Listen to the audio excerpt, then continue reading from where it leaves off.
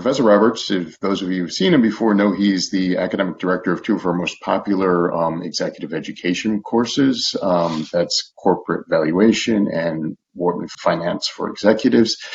And Michael, just tell us why now is the time for this new program you've designed. What motivated you to take the time to make this happen? Thoughtful financial management is always important. But it's even more so in a crisis because there's fewer resources, there's fewer customers, there's less cash flow, there's less financing.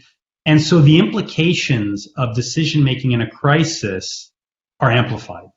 The consequences of bad decisions are much more severe. And the current environment, I think, really bears these facts quite clearly. And so we, and by we I mean my colleagues and I at Wharton, we need to ensure that executives are well armed with the knowledge and information that they need to make the best decisions both now as well as going into the future. And that's what motivated this program.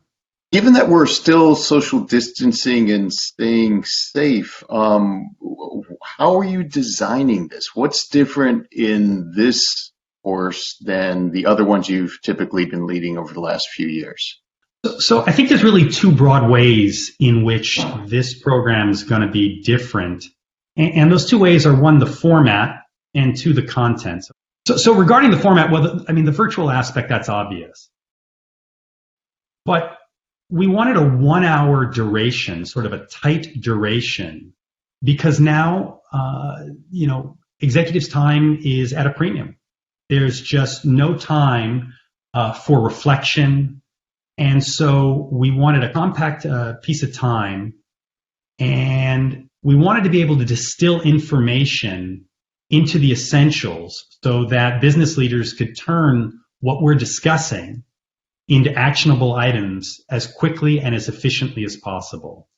We chose 12 p.m. Eastern Time to maximize the availability of the program, regardless of one's geographic region, whether it's start of the day out on the West Coast, lunchtime on the East Coast, end of day in Europe, or late night, perhaps very late night in Asia.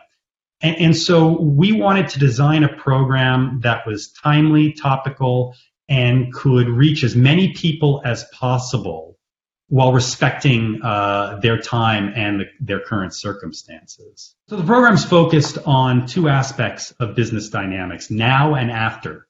Now during the crisis and after the crisis.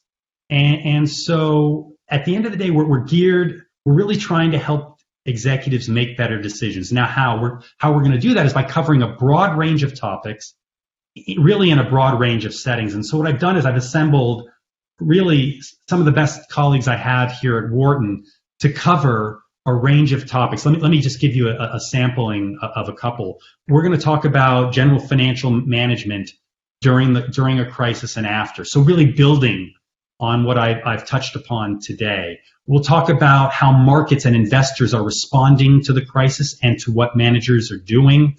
We'll talk about how firms' cost of capital is shifting, how that affects their decision making, how to forecast KPIs in uncertain times, and how innovation and entrepreneurship has to change during a crisis, all while recognizing how the pandemic is affecting things on a macro scale and why these macroeconomic effects are relevant for business leaders at specific companies.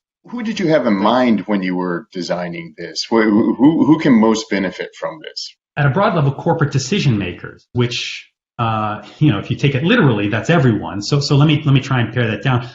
But the people I'm thinking about are people who are responsible for a P&L, people who are responsible for a budget, people who are managing a team, executives whose decisions have significant implications on their business unit, on their company, all the way up to the C-suite even.